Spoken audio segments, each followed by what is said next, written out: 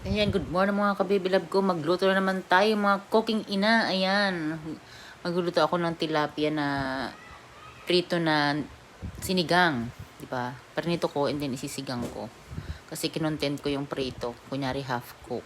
Pero totoo, prinito ko siya uli sa kabilang side. Ayan. Nilagyan natin ng ating kangkong, ating mga anik-anik dyan, kamatis, sibuyas na sobrang mahal, sa'yo lang walang nagmamahal, charot. At saka yung ating siling haba.